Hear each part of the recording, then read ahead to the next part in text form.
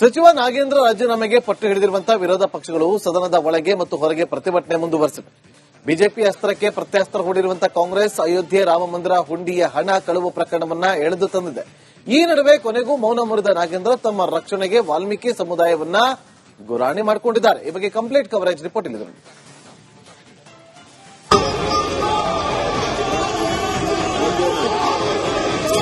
ಒಬ್ಬ ಆದಿವಾಸಿ ಜನಾಂಗದಿಂದ ಮತ್ತೊಮ್ಮೆ ಮಂತ್ರಿಯಾಗಿದ್ದಾರೆ. ಇವನಿಗೆ ಏನಾದರೂ ಮಾಡಿ ತೆಗಿಬೇಕು.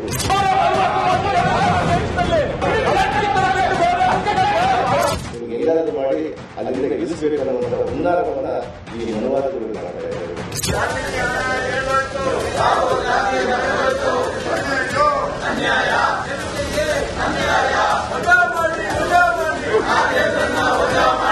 ಸಂಸತ್ನ ಮುಂಗಾರು ಅಧಿವೇಶನವನ್ನ ನೀಟ್ ಪರೀಕ್ಷಾ ಅಕ್ರಮ ಮತ್ತು ದೆಹಲಿಯಲ್ಲಿ ನಡೆದಂತ ಪ್ರತಿಭಟನೆ ವೇಳೆಯ ಹಿಂಸಾಚಾರ ಹಾಳು ಮಾಡಿದಂತೆ ರಾಜ್ಯದ ಅಧಿವೇಶನವನ್ನ ಸಚಿವ ಬಿ ನಾಗೇಂದ್ರ ರಾಜೀನಾಮೆ ಪ್ರಹಸನವೇ ಹಾಳು ಮಾಡುವ ಸಾಧ್ಯತೆ ದಟ್ಟವಾಗಿದೆ. ಈ ಬಾರಿಯ ಮಾನ್ಸೂನ್ ಸೆಷನ್ ಮುಕ್ತಾಯವಾಗಲು 2 ದಿನ ಮಾತ್ರ ಬಾಕಿ ಇದ್ದು ಮೊದಲ ದಿನದ ಸಂತಾಪ ಸೂಚನೆ ಬಿಟ್ಟರೆ ಉಳಿದೆಲ್ಲ ಕಲಾಪಗಳು ಗಲಾಟೆ ಗದ್ದಲದಲ್ಲೇ ಕೊನೆಯಾಗಿವೆ.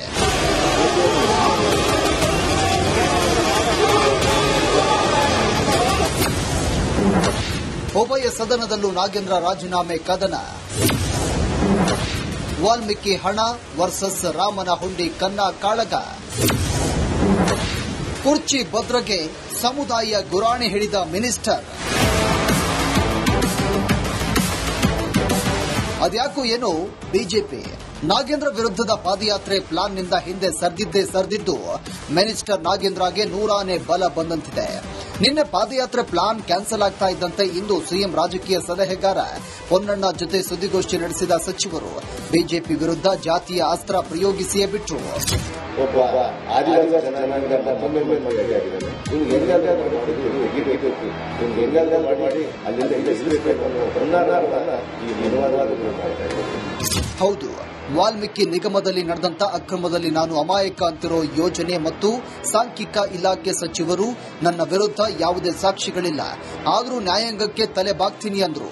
ಇನ್ನೊಂದು ಹೆಜ್ಜೆ ಮುಂದೆ ಹೋದ ನಾಗೇಂದ್ರ, ನಾನು ದಲಿತ ಆದಿವಾಸಿ ಸಮುದಾಯದವನು ಅನ್ನೋ ಕಾರಣಕ್ಕೆ ನನ್ನನ್ನ ಬಿಜೆಪಿ ಟಾರ್ಗೆಟ್ ಮಾಡ್ತಾ ಇದೆ ಅನ್ನೋ ಮೂಲಕ ಕುರ್ಚಿ ಸುಭದ್ರಗೆ ಜಾತಿಯ ಗುರಾಣಿ ಮುಂದೆ ಮಾಡಿದ್ರು. ಅವರು ವಿನಾಕಾರಣ ರಾಜಕೀಯ ಮಾಡ್ತಾ ಇದ್ದಾರೆ. ಇವತ್ತು ನನ್ನ ರಾಜೀನಾಮೆಯನ್ನು ಕೇಳ್ತಿದಾರಲ್ಲ, ಕೇವಲ ರಾಜಕೀಯವಾಗಿ ಅದನ್ನ ದುರುದ್ದೇಶವಾಗಿ ಅವರು ಇಟ್ಕೊಂಡು ನಾವು ಮಾಡ್ತಾ ಇದ್ದಾರೆ. ಈಗಾಗಲೇ ಕೂಡ ಪ್ರಕರಣಗಳು ಕೋರ್ಟ್ ಅಲ್ಲಿ ಇದೆ. ಬೇಲ್ ಪಡ್ಕೊಂಡು ಬಂದ ಮೇಲೆ ಇವ್ರು ಹೇಳ್ದಂಗೆ ಮಾಡಕ್ಕಾಗಲ್ಲ. ಸಂವಿಧಾನದಲ್ಲಿ ನನಗೆ ಹಕ್ಕನ್ನು ಕೊಟ್ಟಿದೆ, ಆ ಸಂವಿಧಾನವನ್ನೇ ತಿರುಚುವಂತ ಕೆಲಸ ಮಾಡ್ತಾ ಇದ್ದಾರೆ. ಆ ಹಕ್ಕನ್ನು ಪಡಿಬಾರದು, ಒಬ್ಬ ದಲಿತ ಪಡಿಬಾರದು. ಅದೇ ಬೇರೆಯವರಾಗಿದ್ರೆ ಬಿಟ್ಬಿಡ್ತಿದ್ರೆ ಗೊತ್ತಿಲ್ಲ ನನಗೆ. ನಾನು ಒಬ್ಬ ದಲಿತ ಅನ್ನುವಂತ ವಿಚಾರಕ್ಕೆ ಈ ರೀತಿಯಾದಂತ ಕೆಲಸ ಕೃತ್ಯಕ್ಕೆ ಕೈ ಹಾಕಿದ್ದಾರೆ. ಸಿಬಿಐ ಕೂಡ ಈಗ ಪತ್ರ ಬರೆದಿದೆ ಪ್ರಾಸಿಕ್ಯೂಷನ್ ವಿಚಾರಕ್ಕೆ. ಆ ವಿಚಾರದಲ್ಲಿ ತಮ್ಮ ನಿಲುವುಗಳೇನು, ತಾವು ಮುಂದೆ ಏನ್ ಮಾಡ್ತೀರಿ? ಅಲ್ಲ, ಪ್ರಾಸಿಕ್ಯೂಷನ್ ಅದೊಂದು ಪ್ರಾಸೆಸ್ ರೀ. ನಾನು ಒಬ್ಬ MLA ಶಾಸಕ ಆದಾಗ ಪ್ರಾಸಿಕ್ಯೂಷನ್ ತಗೊಳ್ಳೋದ್ರಲ್ಲಿ ತಪ್ಪಿಲ್ಲ. ಪ್ರಾಸಿಕ್ಯೂಷನ್ ನಾವು ತಗೊಂಡಿಲ್ಲ, ಇವತ್ತು ತಗೊಂಡಿದ್ದಾರೆ. ಅಷ್ಟರೊಳಗೆ ಅವರು ಚಾರ್ಜ್ ಶೀಟ್ ಮಾಡಿಬಿಟ್ಟಿದ್ದಾರೆ. ಆ ಚಾರ್ಜ್ ಶೀಟ್ ನಾನು ಬೇಲ್ ಕೂಡ ನಾನು ತೆಗೆದುಕೊಂಡಿದ್ದೀನಿ. ನಾಗೇಂದ್ರ ಪ್ರೆಸ್ ಮೀಟ್ ಬೆನ್ನಲ್ಲೇ ಇಂದು ಸಹ ವಿಧಾನಮಂಡಲದ ಉಭಯ ಸದನಗಳು ರಾಜೀನಾಮೆ ಪ್ರಹಸನದಲ್ಲೇ ಕಳೆದೊಯ್ತು. ಎಂದಿನಂತೆ ಬಿಜೆಪಿ ಮತ್ತು ಜೆಡಿಎಸ್ ಸದಸ್ಯರು ಕಳಂಕಿತ ಸಚಿವರನ್ನ ಸರ್ಕಾರ ವಜಾ ಮಾಡಬೇಕು ಅಂತ ಕಲಾಪದ ಆರಂಭದಲ್ಲೇ ಕದನಕ್ಕಿಳಿದಿದ್ವು.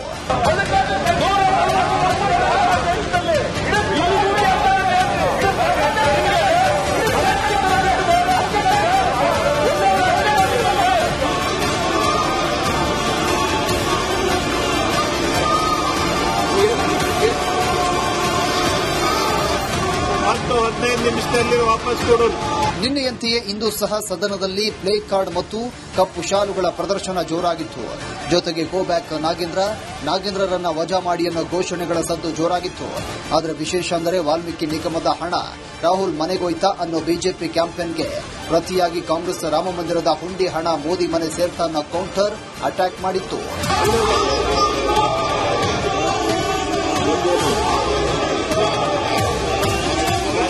ವಿಧಾನಸಭೆ ಪರಿಷತ್ ಮಾತ್ರವಲ್ಲ, ವಿಧಾನಸೌಧದ ಕೆಂಗಲ್ ಗೇಟ್ ಬಳಿಯೂ ಬಿಜೆಪಿ ಶಾಸಕರು ಪರಿಷತ್ ಸದಸ್ಯರು ಪ್ರತಿಭಟನೆ ಮಾಡಿದ್ರು. ನಾಗೇಂದ್ರರನ್ನ ತಕ್ಷಣವೇ ಸರ್ಕಾರ ವಜಾ ಮಾಡಬೇಕು ಅಂತ ಆಗ್ರಹ ಮಾಡಿದ್ರು. ಲೋಕಾಯುಕ್ತ ಕೋರ್ಟ್ ಕ್ಲೀನ್ ಚಿಟ್ ಕೊಟ್ಟ ಮೇಲೆ ಇವರು ಆರಾಮ್ಸೆ ಮಂತ್ರಿ ಮಾಡಲಿ, ನಮ್ದೇನೋ ಅಬ್ಜೆಕ್ಷನ್ ಇಲ್ಲ.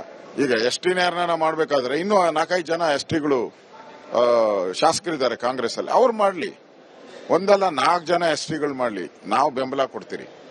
ಆದ್ರೆ ದಲಿತರ ಹಣ ನುಂಗದಂತವ್ರಿಗೆ ನೀವು ಪಕ್ಕದಲ್ಲಿ ಕೂತಿಸ್ಕೊಂಡು ಸದನ ನಡೆಸು ಅಂದ್ರೆ ಇದು ಸರಿಯಲ್ಲ. ಒಬ್ಬರಿಗೊಂದು ಈಶ್ವರಪ್ಪನಿಗೊಂದು ನ್ಯಾಯ, ನಾಗೇಂದ್ರನಿಗೊಂದು ನ್ಯಾಯ ಅಲ್ಲ. ಇನ್ನು ವಿರೋಧ ಪಕ್ಷಗಳ ಹೋರಾಟಕ್ಕೆ ಗೃಹ ಸಚಿವ ಪ್ರಿಯಾಂಕ್ ಖರ್ಗೆ ಕೌಂಟರ್ ಕೊಟ್ಟಿದ್ದು, ನಾವು ಯಾವುದೇ ತನಿಖೆಗೆ ಬೇಕಾದರೂ ಸಿದ್ಧ, ಆದರೆ ಯಾವ ಡೆತ್ ನೋಟ್ನಲ್ಲಿ ನಾಗೇಂದ್ರ ಹೆಸರಿದೆ ಹೇಳಿ ಅನ್ನೋ ಪ್ರಶ್ನೆ ಮುಂದಿಟ್ರು. ನೋಡಿ, ನಾನು ಕೋರ್ಟ್ ಅವರ ಆದೇಶದ ಮೇಲೆ ಕಮೆಂಟ್ ಮಾಡಕ್ ಹೋಗಲ್ಲ. ಅವ್ರೇನ್ ಹೇಳಿದ್ದಾರೆ, ಕ್ಯಾಬಿನೆಟಿನ ಏಡ್ ಅಂಡ್ ಅಡ್ವೈಸ್ ತಗೋಬೇಕಾಗಿತ್ತು, ಸಲಹೆ ತಗೋಬೇಕಾಗಿತ್ತು, ಅದು ತಗೊಂಡಿಲ್ಲ, 1 ವಾರ ಕೊಡ್ತಾ ಇದೀವಿ ನೋಡಿ ಅಂತ ಹೇಳಿದ್ದಾರೆ. ಕ್ಯಾಬಿನೆಟ್ಗೆ ಬರಲಿ, ವಿ ವಿಲ್ ಡಿಸೈಡ್. ಸಚಿವ ಬಿ ನಾಗೇಂದ್ರ ರಾಜೀನಾಮೆ ಕದನ ಆಡಳಿತ ಮತ್ತು ವಿರೋಧ ಪಕ್ಷಗಳ ನಡುವೆ ನಾ ಬಿಡೆ ನೀ ಕೊಡೆ ಅನ್ನುವಂತಾಗಿತ್ತು. ರಾಜೀನಾಮೆ ರಾಜಕೀಯದ ಪರಿಣಾಮ ನೇರವಾಗಿ ಉಭಯ ಸದನಗಳ ಕಲಾಪವನ್ನು ಬಲಿ ಪಡೆಯುತ್ತಾ ಇದ್ದು, ಗಲಾಟೆ ಪ್ರತಿಭಟನೆಯ ನಡುವೆಯೇ ವಿಧೇಯಕ ಮಂಡನೆ ನಡೀತಾ ಇದೆ. ಯಾವುದೇ ಗಂಭೀರ ಚರ್ಚೆ ಇಲ್ಲದೆ ಇಂದಿನ ಕಲಾಪಗಳು ಕೊನೆಯಾಗಿದ್ದು, ಫೈಟ್ ನಡೆಗೆ ಮುಂದೂಡಿಕೆಯಾಗಿದೆ. ನೋಡಿ, ಇವತ್ತು ಸಚಿವ ನಾಗೇಂದ್ರ ಅವರ ಕೈಗೆ ಒಂದು ರೀತಿಯಲ್ಲಿ ಜಾತಿ ಗುರಾಣಿ ಸಿಕ್ಕಂತಾಗ್ಬಿಟ್ಟಿದೆ. ಯಾಕೆಂತಂದ್ರೆ ನೋಡಿ, ಒಂದು ರೀತಿಯಲ್ಲಿ ಹೇಳ್ಬೇಕು ಅಂತಂದ್ರೆ ಸಚಿವ ಬಿ ನಾಗೇಂದ್ರ ಅವರ ಕೈಗೆ ಬಿಜೆಪಿನೇ ಅಸ್ತ್ರವನ್ನ ಕೊಡ್ತಾ ಅನ್ನುವ ಪ್ರಶ್ನೆ ಉದ್ಭವ ಆಗ್ತದೆ. ಮೊದಲಿಗೆ ನಾಗೇಂದ್ರ ಅವರದ ಪಾದಯಾತ್ರೆಗೆ ಪ್ಲಾನ್ ಅನ್ನ ಮಾಡಿಕೊಳ್ತು. ಅಲ್ಲಿ ಶ್ರೀರಾಮುಲು ಅವರು ಎಲ್ಲಾ ರೀತಿಯಾದ ಸಿದ್ಧತೆಯನ್ನ ಮಾಡ್ಕೊಳ್ತಾ ಇದೀವಿ ಅಂತ ಹೇಳಿಕೆ ಕೊಟ್ಟರು. ಆದ್ರೆ ವಾಲ್ಮೀಕಿ ಸಮುದಾಯದವರು ಬೇಸರವನ್ನ ಹೊರ ಹಾಕ್ತಾರೆ, ಅವ್ರ ಸಮುದಾಯಕ್ಕೆ ಒಂದು ರೀತಿಯಲ್ಲಿ ಬ್ಯಾಡ್ ಮೆಸೇಜ್ ಹೋಗುತ್ತೆ ಅಂತೇಳಿ ಪಾದಯಾತ್ರೆಗೆ ಬಿಜೆಪಿಯಲ್ಲೇ ಒಂದು ರೀತಿಯಲ್ಲಿ ಅಪಸ್ವರ ಹೇಳುವಂತಹ ಕೆಲಸಗಳಾಯಿತು. ಸಮುದಾಯದ ವಿರುದ್ಧ ಪಾದಯಾತ್ರೆ ಅನ್ನುವ ಸಂದೇಶದ ಭಯ ಬಿಜೆಪಿಯಲ್ಲಿ ಕಾಡೋದಕ್ಕೆ ಶುರುವಾಯಿತು. ಸೊ ಈಗ ಬಿಜೆಪಿ ಮುಂದಿಟ್ಟ ಹೆಜ್ಜೆ ಹಿಂದಿಟ್ಟಿದ್ರಿಂದಾಗಿ ನಾಗೇಂದ್ರ ತಕ್ಷಣ ಅಲರ್ಟ್ ಆದರು. ಇವತ್ತು ನಾನು ದಲಿತ ಆದಿವಾಸಿ ಅಂತ ಹೇಳಿ ಗುರಾಣಿಯನ್ನ ಪ್ರಯೋಗವನ್ನ ಮಾಡೋದಕ್ಕೆ ಮುಂದಾದ್ರು ನಾಗೇಂದ್ರ ಅವರು. ಬೆಳಗ್ಗೆ 10 ಗಂಟೆಗೆ ಸುದ್ದಿಗೋಷ್ಠಿ ಕರೆದು ಇದೆಲ್ಲ ವಿಚಾರವನ್ನ ಪ್ರಸ್ತಾಪ ಮಾಡಿದ್ರು. ಇನ್ನು ಪ್ರತಿಭಟನೆ ಮಾಡ್ತಿರುವಂತಹ ಬಿಜೆಪಿ ಮನುವಾದಿ ಅನ್ನೋ ಅಸ್ತ್ರವನ್ನ ಕೂಡ ಪ್ರಯೋಗ ಮಾಡಿದ್ದಾರೆ. ಒಂದೇ ದಿನದ ಅಂತರದಲ್ಲಿ ಅಖಾಡನೆ ಅದಲು ಬದಲಾಗೋಗಿದೆ. ಬಿಜೆಪಿಯವರು ಒಂದು ಹೆಜ್ಜೆ ಹಿಂದೆ ಇಟ್ಟರು, ನಾಗೇಂದ್ರ ಅವರು ಒಂದು ಹೆಜ್ಜೆ ಮುಂದೆ ಇಟ್ಟರು. ಇಷ್ಟೇ ಆಗಿದೆ.